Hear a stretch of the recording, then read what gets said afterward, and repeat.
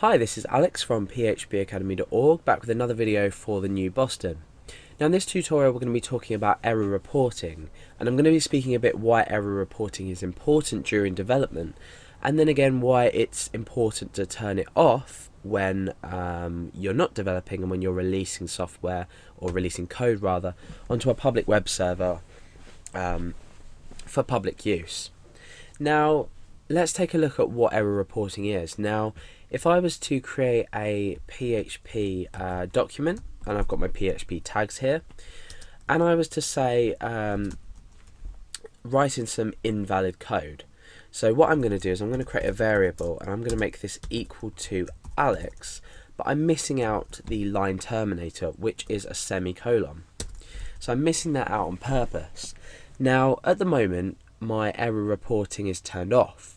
So when you're developing, you may find that your code will not run even if you have output outside of your PHP tags. So let's put this into practice in an example. I'm going to refresh my page. Now you can see that nothing has been returned to us, no errors or no output at all. Let's in fact echo this here, and we can demonstrate that we're getting no output whatsoever. Oh, we are. Okay. Oh yeah, okay. Well, we are because it's the only line in our code. So let's create another variable down here called Billy. Remember, PHP works on a line-by-line basis, so if you've got only one line in your program, you're not required to use a semicolon. But I'm going to put another variable in there as well, and I'm going to refresh the page, and you'll see that no content appears, whereas it did before. So no content appears, but no error message has been given.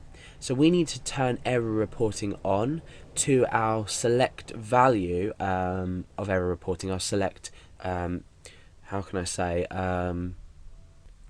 settings, if you like, of error reporting. And I'll explain this in a minute when we take a look at our php.ini file. Now if you open up your examp PHP location where the PHP folder exists, for me this is c:\examp/php, and we need this file called php.ini. So I'm going to double click on this and open this. We've opened it in Notepad, and I'm going to go and find on the page error reporting. So now you can see we've come down to this error handling and logging place here. We have an explanation here of each stage, or each setting rather, of error reporting. So for example, if we were to set error reporting to E_all, this would report all errors and warnings, but not including E_strict. E_error, fatal runtime errors. E_warning, runtime warnings. So we have all these different types of warnings and errors that we can allow our user to see, or us as a developer to see. But by default, I think mine is actually set to 0. So let's go down. Okay, so we've got error reporting equals 0. And this is error reporting off altogether. As we've seen in our browser, we've not retrieved an error, or not been returned with an error, even though we're missing a semicolon. Our page isn't working.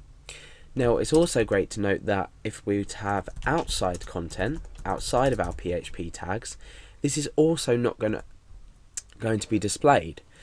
Now, you may have come across this before, where you've created a PHP document, you've had outside and inside PHP comments, so you've got HTML content here, and then you've got PHP content inside here, but you're just getting a blank page up. Take a look inside your php.ini file and check for this, check error reporting, and I can pretty much guarantee most of the time it's going to equal 0. So what we need to do is we need to change this to something that's going to give us back an error. And there's a few examples here, but we can create our own custom if you like. In this tutorial, I'm just going to be dealing with E_all.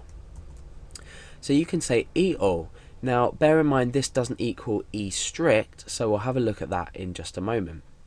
So we've got E_all here. Now let's go ahead and save this. So save. What we need to do now is we need to restart our Apache server. So we come into our XAMPP control panel, click stop, and click start. This may be slightly different for you. You might be using another package installation. Now what we can do is we can open up our browser and click refresh, And you can see that it's giving us our error back. So we're saying here, pass error, expecting a comma or expecting a semicolon on line 4.